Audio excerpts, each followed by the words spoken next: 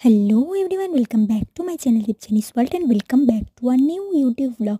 আজকে 23 জানুয়ারি, আজকে ছুটি ছিল, সেই কারণেই আমি আর আমার তিনটে ফ্রেন্ড মিলে চলে গেছিলাম নিউ টাউনে। কলকাতার হস্তশিল্প মেলা 2025টা এবার হচ্ছে, যেটা প্রতি বছর ইকো পার্ক গেট নাম্বার 1এই হয়ে থাকে, কিন্তু এই বছরই ফার্স্ট টাইম এটা নিউ টাউনে হচ্ছে। তো নিউ টাউনে চলে গেছিলাম। মেলাটা অনেক দিন ধরেই আমার যাওয়ার ইচ্ছে ছিল, তো এতদিন হয়ে উঠছিল না। এটা স্টার্ট হয়েছে মেলাটা 18 জানুয়ারি 2025 থেকে, এবং এটা চলবে 9 ফেব্রুয়ারি পর্যন্ত। তো আর ফেব্রুয়ারির জন্য ওয়েট না করে এই সুযোগ পেয়েছি, তাই জানুয়ারিতেই চলে এসেছিলাম। তো মেলাটা এন্ট্রান্স দিয়ে ঢুকেই দেখলাম যে ফার্স্টেই এখানে কারুভাষা বলে একটা ঘর করা রয়েছে, সেখানে বিভিন্ন রকম হস্তশিল্পের কাজগুলোকে আর্টের মতো করে এক্সিবিশনে যেভাবে থাকে সেভাবেই রাখা রয়েছে।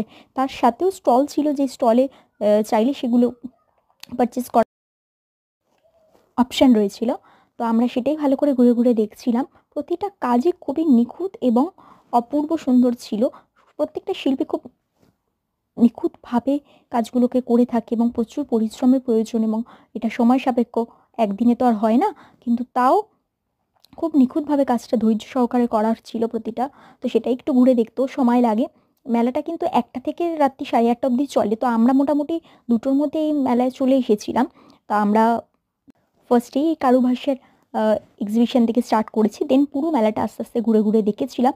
এখানে কিন্তু এছাড়াও এই পাশে প্রতিটা জেলার যে শিল্পীদের কাজ আছে সেগুলোকে আলাদা আলাদা এক একটা ঘরের মধ্যে রাখা ছিল, এবং সেগুলো পারচেস করার অপশন ছিল।